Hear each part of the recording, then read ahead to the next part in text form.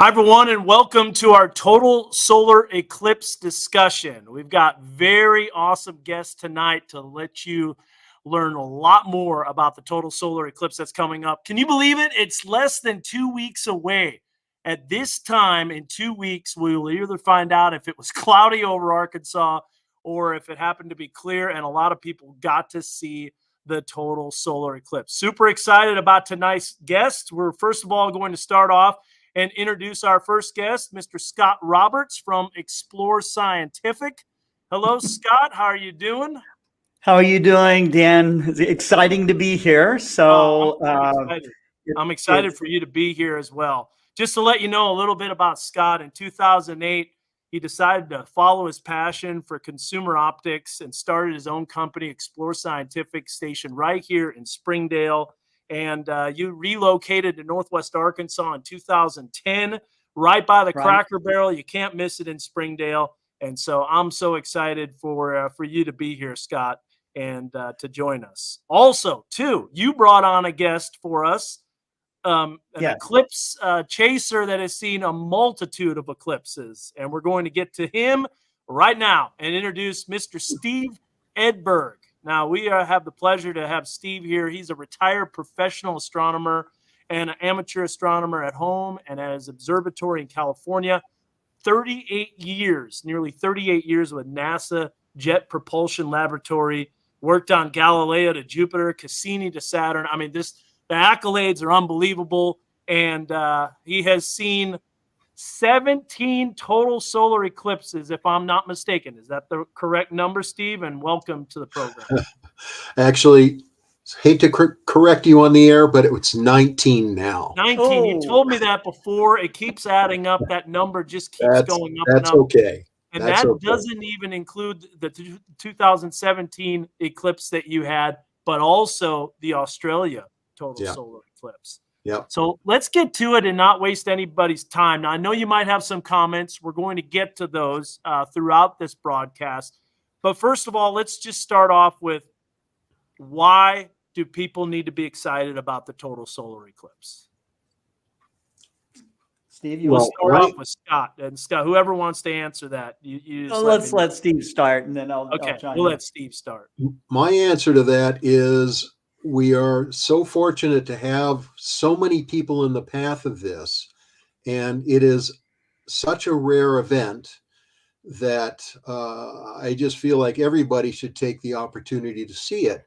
You cannot grasp what it is to see a total solar eclipse until you've seen one, because day literally turns into night.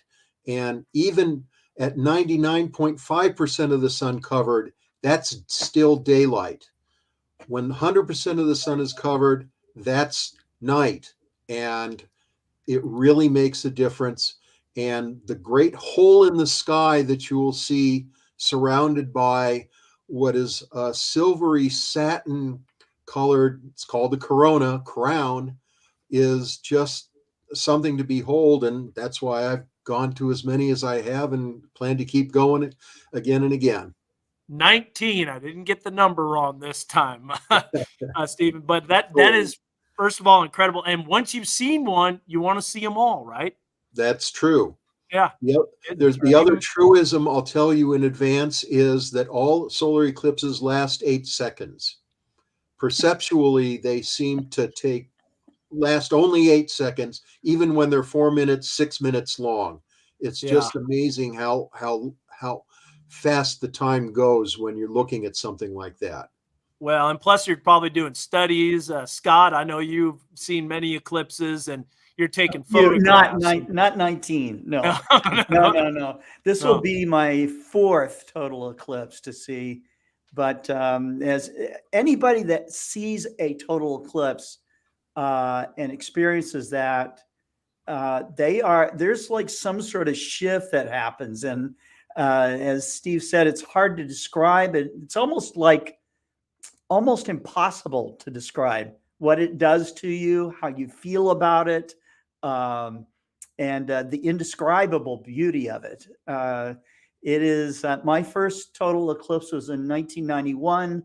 I saw it from Mauna Kea. I was assisting a documentary filmmaking group, and there were professional astronomers running out to look at the total eclipse. Now, these are pros. Okay, you would think that they were maybe a little bit used to this kind of thing. They came out and their jaws were dropped. I mean, they could not. You just can't absorb that much, spectacular, stunning beauty. And it really does. It makes a paradigm shift in the way that you feel about where you are, you in space. You start to understand that you don't just walk on this, on this world, and the light outside is somehow a light for your, convenience. It's the sun, and during a total solar eclipse, you get to watch this whole dance orchestrate between the moon, the sun, and of course the Earth. And if you're on the center line, you're right at the right spot. And so it makes people cry. It makes people laugh. It makes people scream. In days before, in early history, it was seen as the harbinger of doom. Scary. And still to this day, to be honest, Scott and Steve, that media seems to be thinking that's the exact way that this eclipse is going to be. Stock up on groceries and stuff for 4 minutes of totality. It's like, it's kind of ridiculous. But first of all, we've got to take a look at what an eclipse looks like. So I've got a really awesome video from Charles Peak, who's with the Weather Channel. And he is going to be maybe close to you. He said he's going to be wherever the cloud cover is not, which makes perfect sense because, we will talk about cloud cover here in just a little bit. But let me add this to the stage. This is Charles Peak's video, and this was essentially the August 21st, 2017 eclipse in Missouri. So he was close to the St. Louis area. Let me go ahead and play this, and you'll get to see exactly what this looks like. Now, you might be able to hear audio. I know we can hear it on our end. My presenters aren't able to hear the audio. You are at home. You guys can comment and let me know, essentially, if you're able to hear this screaming that's about to take place right now. The corona. You've got the chromosphere, the reddish hue around the sun. You can see solar flares. At times, you can see planets in the sky. Now, the 2017 eclipse was dark, but the 2024 eclipse is going to be almost twice as dark because the moon's shadow is twice as wide because a totality lasts a lot longer. And yeah, the sky in 2017 was rather weird looking. You can remember that because it was kind of like a grayish white. It was an unusual color. Now, Steve, you mentioned this.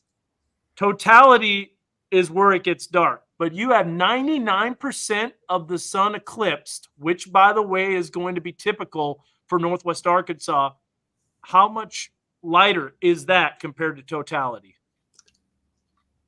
Well, you can still see shadow. You can still see shadows on the ground. Hold your hand out, you're going to see it's casting a shadow. That's not what happens during totality. And the difference is the corona itself is roughly as bright as the full moon. And so, but it has obviously a much different shape. Now, one thing I want to add, since we're still close to part of your description, is that yes, the sky is going to be darker, but the corona is going to be brighter this coming 2 weeks from now. And that's because the sunspot cycle is nearing its peak, and the corona itself gets larger and brighter and spread more evenly around the moon, the silhouette of the moon. And so we will get to see a brighter corona as well. I was going to ask you about that. I know in 2017, NASA was modeling the corona and what it might look like, and they actually did a pretty good job modeling it and almost getting is very similar to what it was going to look like. And we might even possibly maybe see some solar flares. I know there was a big sunspot that released an X-class solar flare not too long ago, a G4 solar storm yesterday. We're timing this. If you're watching this in the in the future and at a later time, we've recorded this on March 25th, exactly 2 weeks before the eclipse. And yesterday there was a G4 geomagnetic storm. So we are definitely approaching that solar maximum of solar cycle 25. And you mentioned the corona that's going to be a lot brighter. And in 2017, I remember the corona was a lot smaller. Now, Scott, you mentioned you saw the 1991 eclipse from Hawaii. Right. That was my first eclipse. Was July 11th, 1991. You were in Hawaii as well. Is that right? I was east of Cabo San Lucas on a cruise in the middle of the Sea of Cortez, just east of Baja California. And we were at the greatest eclipse, and we were right on the center line. Man, and so that center line, and we're going to get to what you can expect in the timing and all that stuff.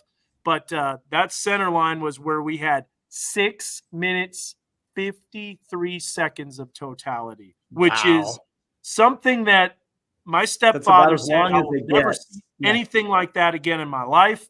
And he's right, because this eclipse that's coming up, which is still a long totality time, is 4 minutes and about 12 seconds. The longest you can get, I think, is what, 420?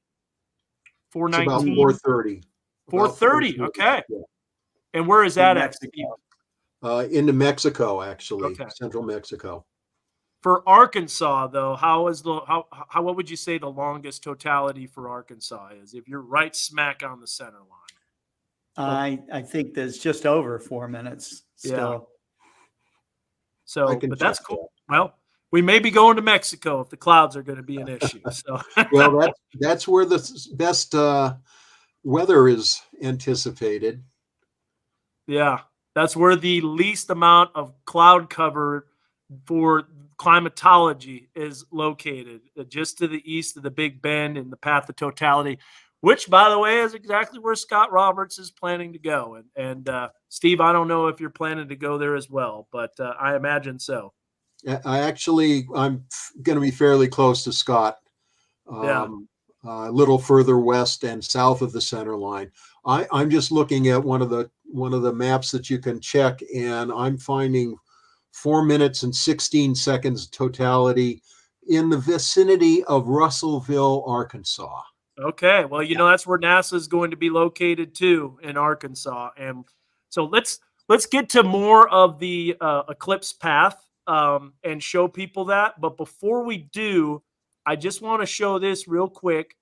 This is something that you mentioned the corona. You mentioned we didn't actually talk about Bailey's beads, but we'll go over that here in just a little bit. But I want to show the diamond ring. So while we're looking at this, tell us exactly what the diamond ring is. Well, diamond ring and Bailey's beads are actually related. It's easy when we look at the moon to think, okay, it's just a big smooth sphere like a cue ball in the sky or something like that. But the reality is it's got mountains and valleys that we see at the edges of its disk. And when the eclipse is just beginning, or at just the total part of it is just beginning or just ending, the deepest valley provides what starts as a bead and then expands as more and more sun becomes visible, and you get, as you're showing right there, a diamond ring effect, where the corona forms the ring and the diamond is, of course, the very bright part of the sun's white light layer, the photosphere that shines on us. And what we just saw there was the ending diamond ring of that eclipse. And time to put on a filter for safety's sake. You don't want to burn your eyes, your retinas. Now, one thing people don't know is when the path is totality, you don't need your eclipse glasses anymore, do you? That's right. Yeah. In fact, if you put those leave your glasses on during the total eclipse, you won't see anything. You're going to miss it. Yeah, like nothing. you It doesn't, will. it's not bright enough. And if you want to try out, go out and look at the full moon tonight, and you won't be able to see the moon through the solar filter.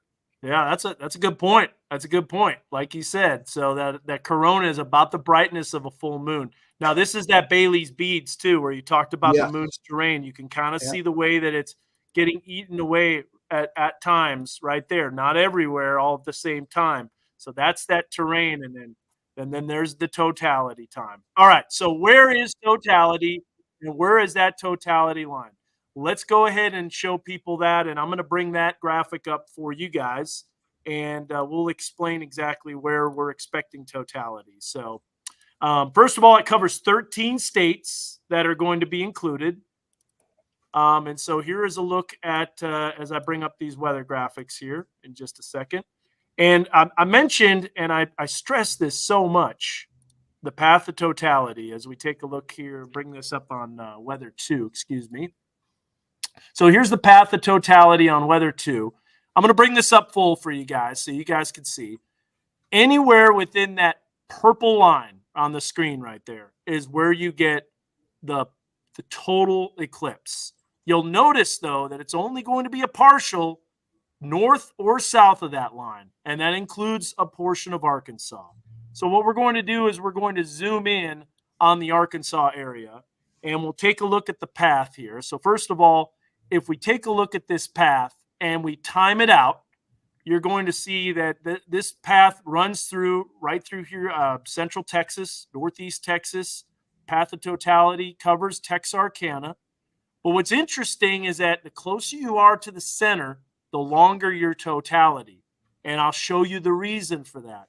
Little Rock is included in the total solar eclipse totality path. However, the totality is going to be less since it's on the edges. Clarksville is also in totality. Jasper in Newton County is in totality. And then it continues to race off to the northeast. And here is a look at kind of a little bit of a timeline for you guys that are watching. So the path of totality starts nudging into southwest Texas in the Uvalde area, Batesville, Hondo. It's going to be a little before 11:30. So there you get to see, and these seconds aren't exact, but it's very close. There you see the area that misses totality. So let's put this into motion, stopping it along the way. You'll notice Waco is going to be included in the path. Now, see how the moon is you're going to be in totality longer. You're going to be in a totality period longer if you're in the center of the moon's path, which makes sense. Then you get a longer time that you're in the shadow. If you're on the edge of the shadow, then you have a less diameter, obviously, of the moon, so your path is going to be quicker. Therefore, your totality is less. Then you see it moving through Texarkana, Hot Springs, Little Rock. And so the time that it starts nudging into northwest Arkansas is approximately 11:45, just a little before, 1:45 p.m. Central Daylight Time. You'll see that it moves in at about 1:50. It starts nudging into our weather coverage area, Waldron, at about 1:48. And so these times are exact, by the way. You can get them down to the second because all the mathematics have been calculated. Notice how Russellville is close to the center. Danville is close to the center. Clinton is close to the center. These are areas that are going to be prime for eclipse viewing. Mount Nebo. You also have Mount Ida and Mount Magazine, Queen Wilhelmina State Park. These are all state parks that are taking advantage of the eclipse path. And then it continues northeast as it races through, as we take it through Illinois, Indiana, Indianapolis. There's a lot of big cities that are going to be directly in the path. Buffalo, Burlington, and then you've got moving northeast into Canada. So guys, there's the eclipse path. And that does make this eclipse very exciting too, is the amount of, and you guys can still talk because you're on here, the amount of cities that are impacted with this eclipse, right? Right. And also the amount of highways that interconnect these cities. So this is what's going to make this, one of the greatest science events in human history is the access to the center line. And, so the United States has some of the best highway systems in the world. And so if you're traveling from any other country and you want to get to the center line, it's going to be pretty easy, provided you give yourself enough time to avoid traffic. Now, let's talk about traffic, because I know the Arkansas, Department of Transportation's talking about this. I think the worst traffic is going to be after the eclipse. You're right. Totality is over. You continue with the partial phases, and everybody leaves at the same time, because the show's over after totality. But that's when you run into the traffic jams. That's what happened in 2017. Stephen, what do you think about traffic and the buildup too on social media? The 19 eclipses that you chased before, maybe 2017, the amount of social media was there, but that just keeps increasing more and more. And so I think the awareness of an eclipse is definitely has increased, to say the least. Well, it certainly has, and I think that's a good thing. Whenever more people get a chance to see natural phenomena like this, it's a chance to really experience something that's unusual and awe-inspiring. There's no doubt about that. It's just something where you can see something that A, doesn't come around very often, and B, gives you the opportunity to see things that simply are not visible in the same way, no matter what you do. I mean, astronauts could go on the space station and put a gloved thumb out in front of them and make a total eclipse, and it would look good, but here they're still not going to have the total darkness necessarily that you get when you're inside a shadow that's 60 miles across, blocking out the sun over that whole area. And I just keep coming back to this black hole that seems to appear in the sky, surrounded by this silver curtain. And it's just, I mean, that's the best way I can describe it, but it does not include any of the feel to it. That's I right. mean, I've had a situation, in fact, it was in 2017, where I completely forgot to finish the science program I was planning to do. I was just stuck looking at that beauty. Yeah. And I'm not sorry, and I'm not embarrassed to tell people that, because it really does happen. And you know what? What a great memory. Right. It really is. There's no doubt about that. It's memorable. My wife got to see the total solar eclipse of August 21st, 2017. I took her there. She was like, okay, this better be okay, because meteor showers, not so great. Astronomical events, not so cool. I will say that SpaceX capsule flying overhead a couple of weeks ago, that was pretty impressive. Probably should have woke up my wife for that, but she was good. She was good to sleep in. But the total solar eclipse, she's like, I don't want to miss that again, because she said it was the most amazing thing she ever saw in her life. Now, take it from my wife, who doesn't get easily amused and easily impressed. And I know that I've been talking about, Scott, you're in the Northwest Arkansas area. Yeah. I've been hyped up about this eclipse. Oh, yeah. I'm probably driving everybody crazy in our station about this, but no, it's all good. I've seen two of them. They're each one different. You get different, effects. The corona is different. Not all eclipses are the same. I know you can attest to that, even after 19, soon to be 20 eclipses. So it really is a special, special thing. Yeah. All right. Let's take a look. No photograph, no video, no description can even touch what it's like to actually really see it. It is so stunning, and for all of you that have seen a total solar eclipse, you know what we're talking about. Okay. All of you that haven't,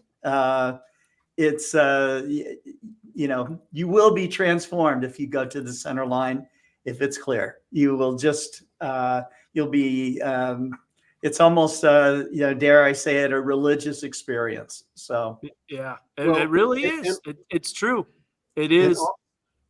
We've got some comments here that I want to mention, and some good comments. So we'll start off first of all with Alex Bogard. He said, "I'd like to see the moon's shadow on the Earth's surface taken from space."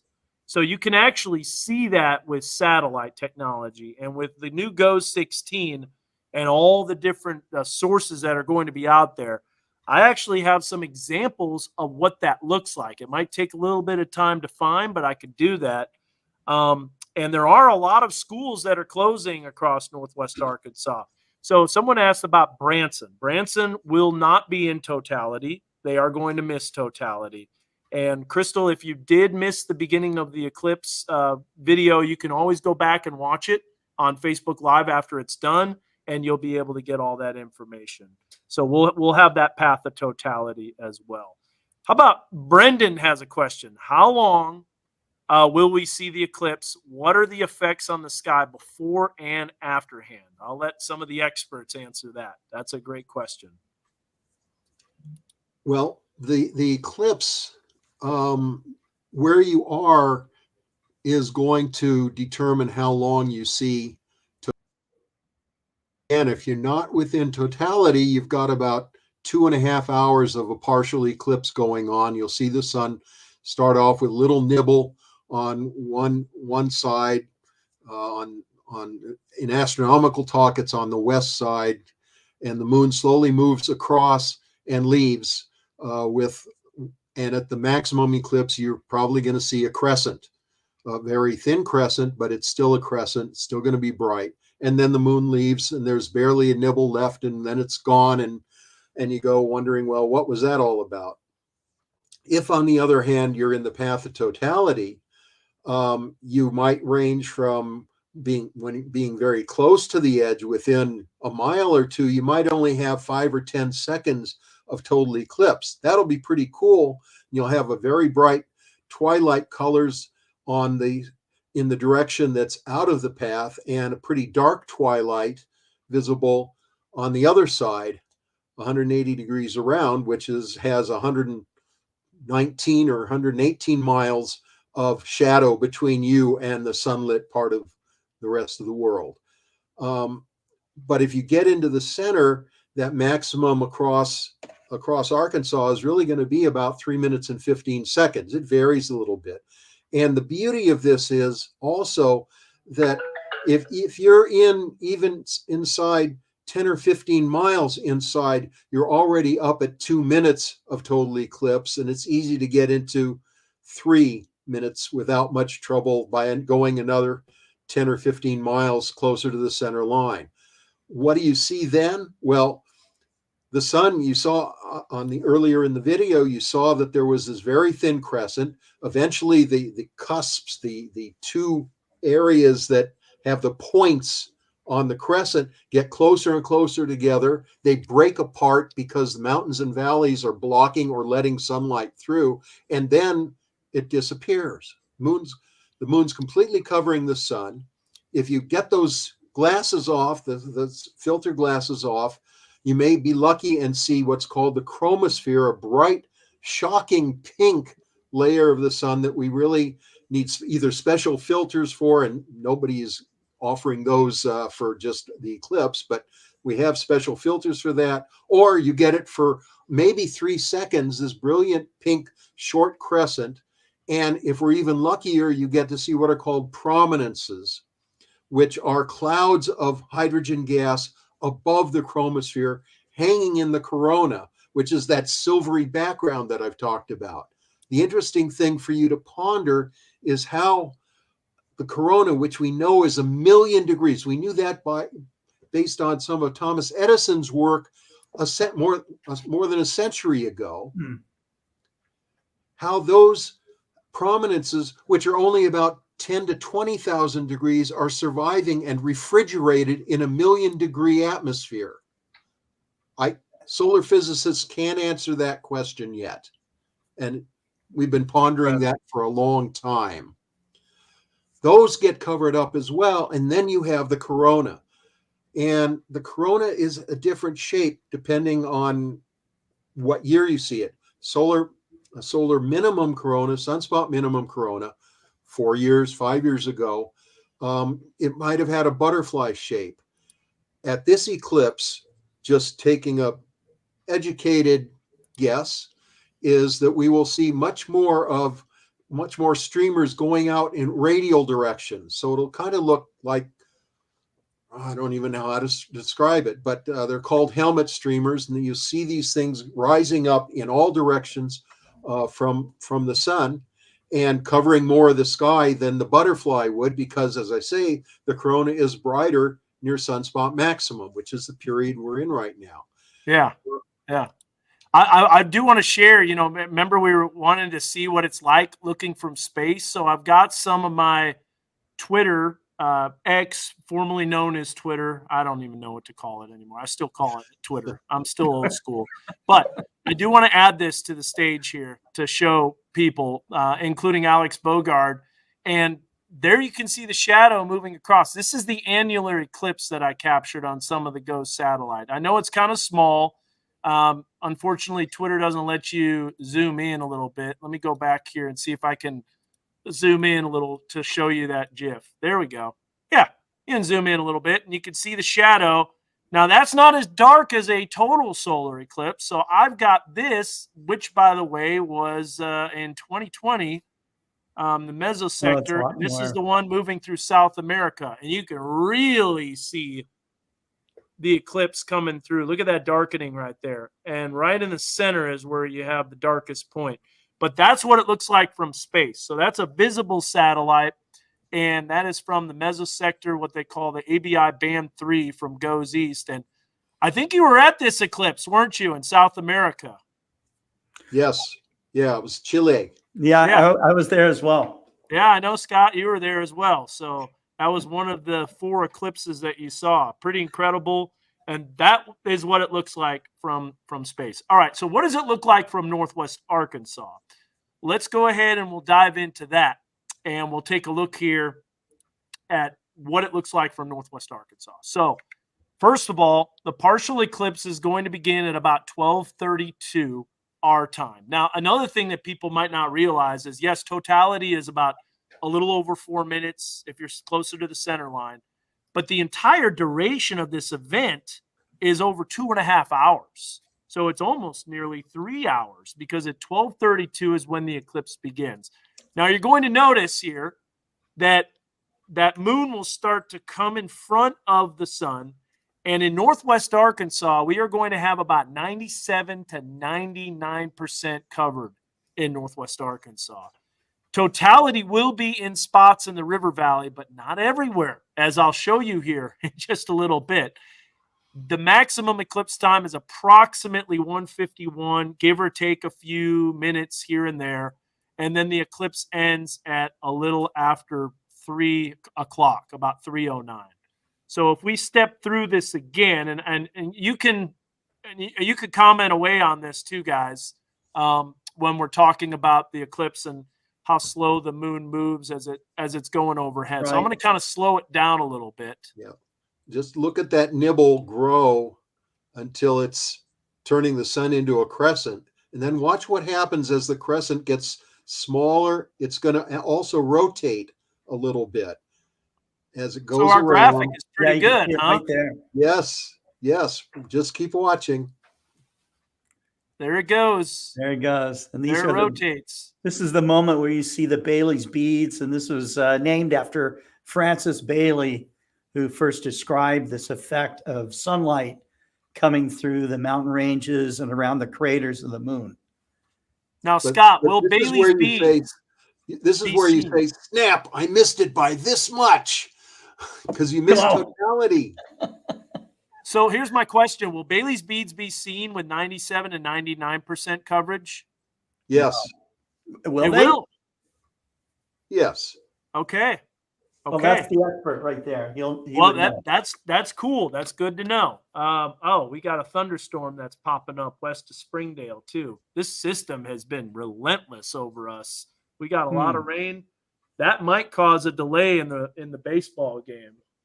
In fact, it looks like they actually stopped it. So Now, one of the things we did not talk about yeah, is Scott. what do you feel, beyond how amazing seeing a total eclipse is, but what else happens? You have this temperature drop that happens, okay, and you can feel, I don't know how many degrees cooler it gets, but 5 to 10. yeah, 5 to 10 degrees. Another weird thing that can happen during totality is wind direction can change, and this is a observed effect. And I don't know the dynamics behind it, but this is something that has been described. Another thing that can happen too, and I saw this just before totality occurred, was shadow bands, and that was a big surprise to me. I was not, being at my very first total eclipse of the sun, I was just expecting this totality to happen. But what happened was I saw these bands of shadows. They looked like ribbons of shadows racing towards me. And I was in front of an observatory, and it had a white wall, which really amplified this effect that you could see. And it was just beautiful. But it also gives you a feeling of how fast the shadow is moving. And, the shadow moves across the earth at, I guess, at different points during the eclipse, from thousands of miles an hour to maybe 1,000 or 2,000 miles per hour. Steve mentioned that the shadow is about 60 miles across. And if you're up high, like on a mountaintop, and if there's a cloud deck below, you can actually see the shadow either arriving or going away from you. If you're under it, as well as people in Hawaii found out in 91. That's yeah, true. that is so cool. Those shadow bands are wild. Now, another thing that I want to share too. Can I get you to put on my screen for just a minute? I sure do. Yes, I sure do. Absolutely. Let me show you this real quick, real fast. These are the crescents that are going to be seen here, as you can see in some of the shadows. So this was actually from Northwest Arkansas in 2017, and it shows the amount of sun that was eclipsed. But yes, Steve, go ahead and share your screen, and we could pop that up full screen, and we would love for you to share some stuff. In the meantime, while you're sharing your screen, I want to answer this question. When should we have on solar glasses, and when could we take them off? So I can answer that for you. You should only have your solar eclipse glasses on during the entire time of partial eclipse, and you can take them off only if you're in the totality time. When the diamond ring starts occurring, you have to put your eclipse glasses back on, because I can tell you from experience in 2017, I didn't want to stop looking at it. It's pretty bright, and it'll hurt. It hurt my eyes for a few hours afterwards. I was thankful I didn't do permanent damage. Yeah, I just add that if it's dazzling, it's too bright. Yep. That's just the way to think about it. If it says, boy, that's bright, it's too bright. It's too bright. Yep. Don't mess around with that. And the sun isn't any more dangerous during an eclipse. It's just people are more inclined to look at it, which makes it dangerous. Yeah. So, can you get your screen shared, Steve? I can't. I've lost the way. Go ahead and go to share screen on the bottom of your screen, and we'll be able to pop that up, hopefully. It's not there. That's why I'm puzzling through this. Okay, let me try something. Let me stop sharing my screen. Now it might show up. Nope, I'm not seeing it. Okay. How about you, Scott? Well, he's working on that. You can share. Steve actually worked at the Jet Propulsion Laboratory and with NASA. He's a professional astronomer. He's also an amazing amateur astronomer. And so I got to meet Steve years ago and watched him give lectures and all the rest of it. And but one of the things that amateur astronomers like to do is they like to share not only what they know, but tools and data that they can get at. And today, there is an amazing amount of data that's available to the general public. I want to show, a video from NASA. These are free to download. You can share them with your friends, family, your church group, whatever. And this one Hey, is. Steve got his screen to share, so Did he? he's got some shadow bands. I want to show those real quick. Yeah, this Okay, is here we go. Man, look at that. What? Those are beautiful. Look at those. it's My good, what? a 19th century drawing, but Oh, you get the idea. yeah. And Yeah, they're moving they- quick. Yes. So, but that's kind of what they look like, and they're moving really fast. Those are those shadow bands. I kind of attributed, if you have a pool, the reflection of the pool on your ceiling or something, and it moves a lot faster than that. But just kind of like those are the kind of bands that you have. But you have to have like a white screen. That's pretty cool. Thanks for sharing that, Okay. Steve. Scott, you got something that you want to share? Yeah. I'll show you a couple of videos that I've downloaded that you can use, and these are free to use on your own social media or whatever. But All right, well, we're gonna bring that up full.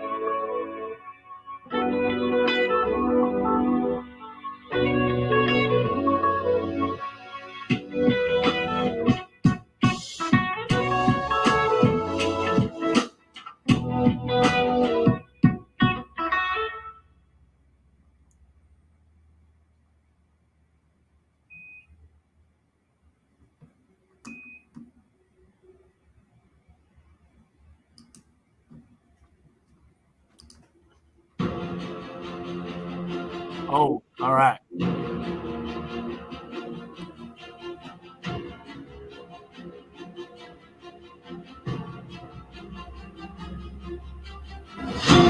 When you experience an eclipse, you feel that connection with space. Oh my gosh! Look at the ray structure. The universe is out there and it's affecting us. We are in space.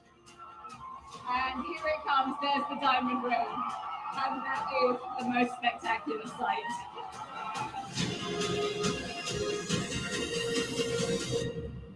If you haven't seen it, you haven't seen anything.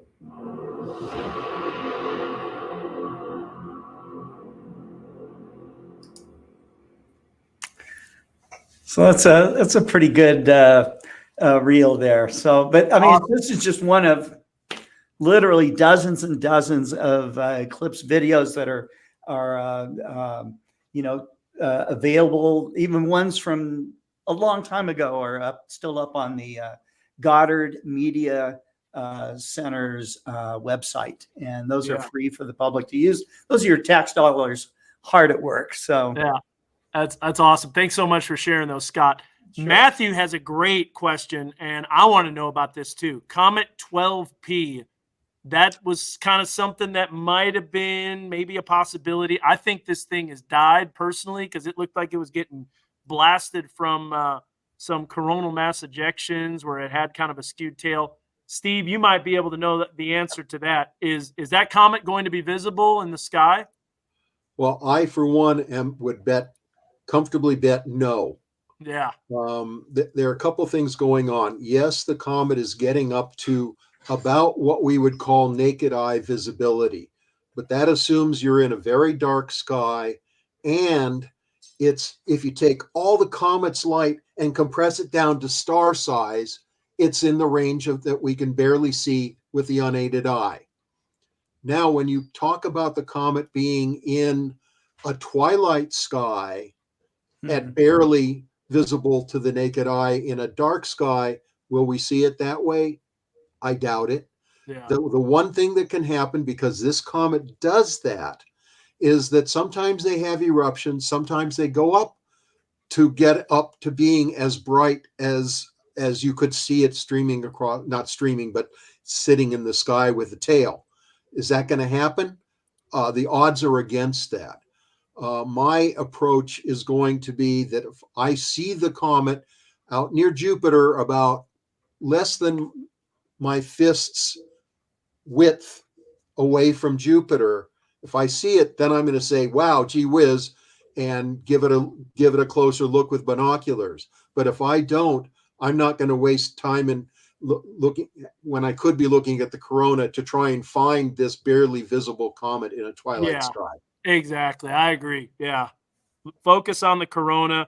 Also, two planets. Now, I remember in 91, and Scott, you would remember this too. You Sure. could see a bunch of planets on the ecliptic plane. So I have, like, I'm looking at the sky map here of the total solar eclipse. Uranus, Jupiter, Venus, Saturn, Mars, Mercury.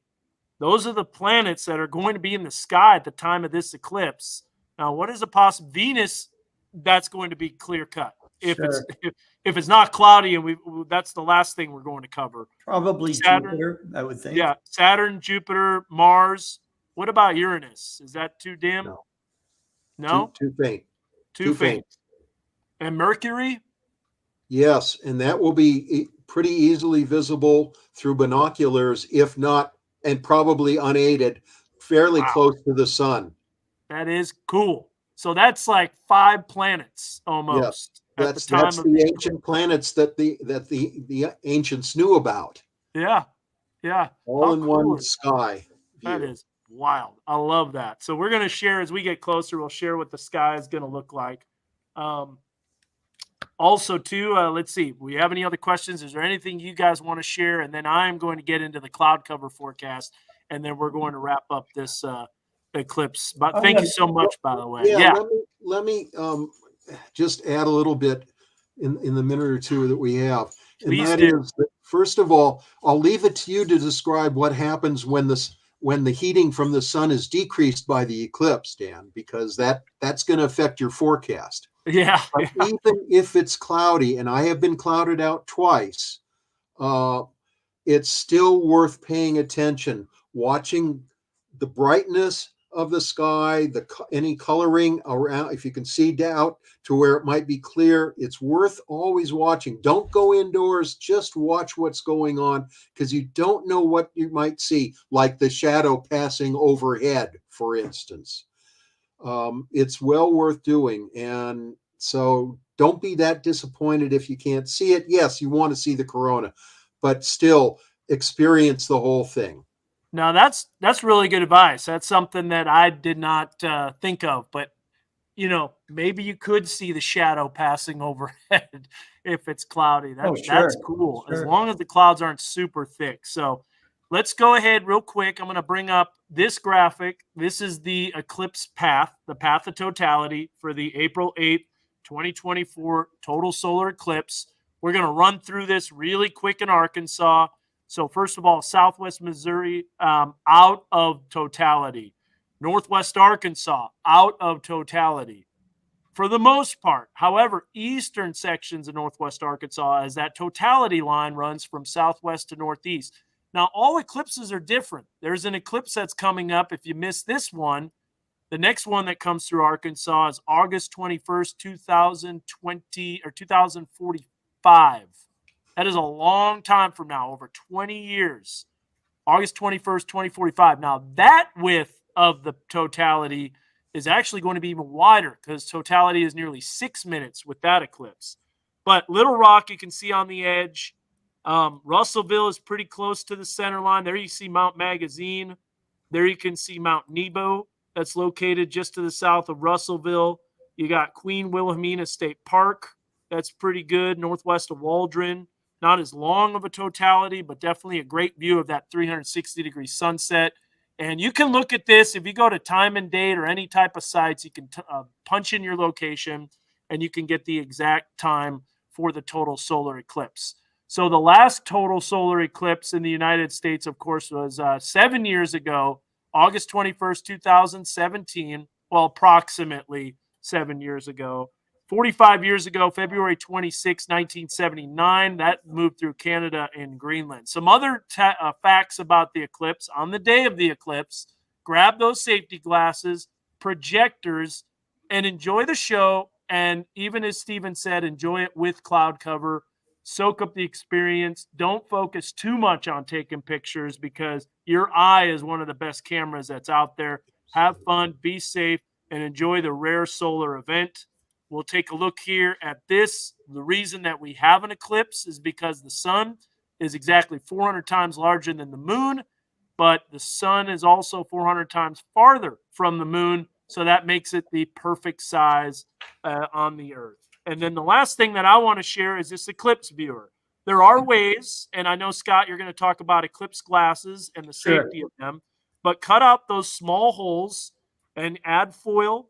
Add some tape to that. Tape that over the box. Put a little pinprick, and then you'll put the little pinhole, and then you'll be able to see exactly the reflection of the eclipse on the other side of the box as you look in.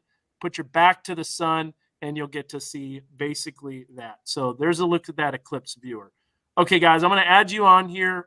And any last words here over the next few minutes?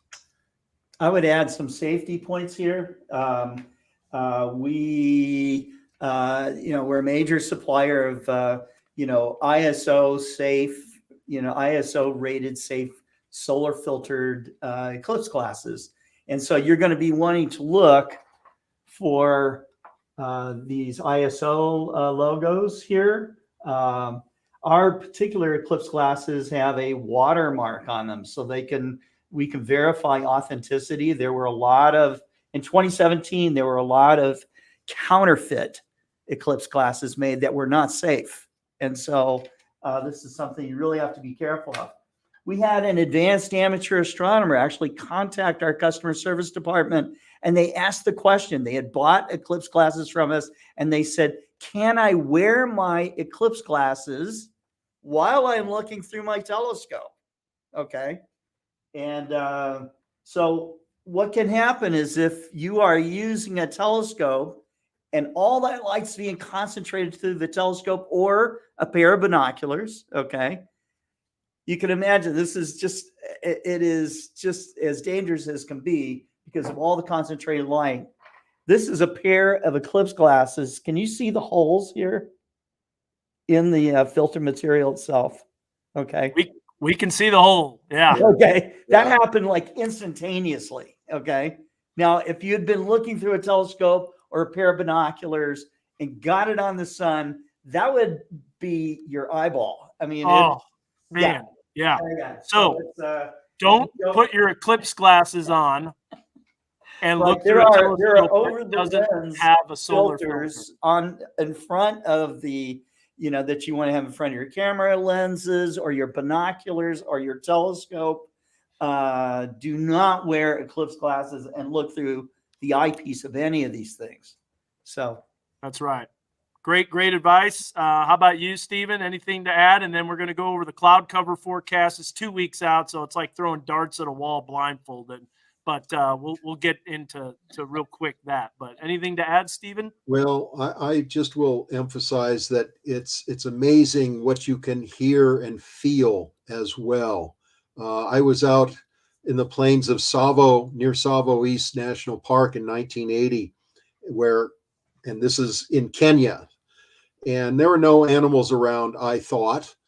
And yet when totality arrived, the whole plain got absolutely silent.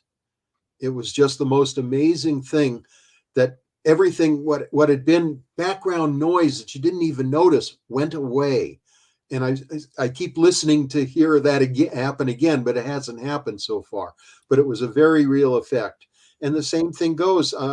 You'll hear people cheering if they're in earshot. You may hear or see birds going to roost.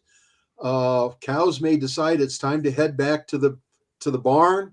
All these things happen at the same time. And so just pay attention, let your senses absorb everything. Great advice. Great advice. All right. Last thing I want to share is the cloud cover forecast, because I am a little concerned, even though it's 2 weeks out. We've been in a weather pattern lately, guys, where we have had cloud cover and storm systems that have come in at the beginning of the week, and we can't seem to get out of this pattern. This is a look at noon or 1 o'clock in the afternoon, 18Z or 18 UTC or 18 GMT. It's basically universal time code. And you'll see that this is a long range forecast. We're talking 336 hours, but it does show clouds. Here's another model that is showing as we get farther out here. We'll show you getting out to the longer time here. We'll take a look. This is a 18Z on the 8th of April, and you can see a weather system that's coming through. So it's going to be either close. It's not necessarily for sure if a system will happen. And then here's a look at definitely troughing off to the west, but there's not a very clear, consistent signal that we will see a weather system. So to answer your question, yes, there could be some cloud cover. We're still 2 weeks out. Hopefully, if there is a system, it moves out in time for the eclipse happening on April 8th. We could get the storms all we want on April 7th. Just April 8th, not a good idea. But you saw how Southwest Texas actually looked okay there. And Scott and Steve were like, Fingers are crossed. well, guys, thank you so much for this discussion. And you know what? We'll do another one just to, I know I'll do another one a week out as we get closer. Okay. And then we'll go detailed into the forecast. But thank you so much, guys. Really, really appreciate it. Any contact information you guys can provide at all? Yeah, you can go to explorescientific.com/eclipse, and you can see all of our eclipse products and information about the eclipse. Steve, is there a good website you'd have them go to? No, I really don't have one, I'm afraid. So I'll just have to demur on that. But I'm happy to help out. If a question gets forwarded to me, I'd be happy to try and help out with that. It's all up there, guys. I know for sure. All right. Well, thank you so much for joining us. Really, really appreciate it. Thanks, guys, for watching, everyone. And hey, enjoy the eclipse, right? Thanks. Yeah, that's Absolutely. right. We'll see you guys. Bye. Bye-bye. Bye.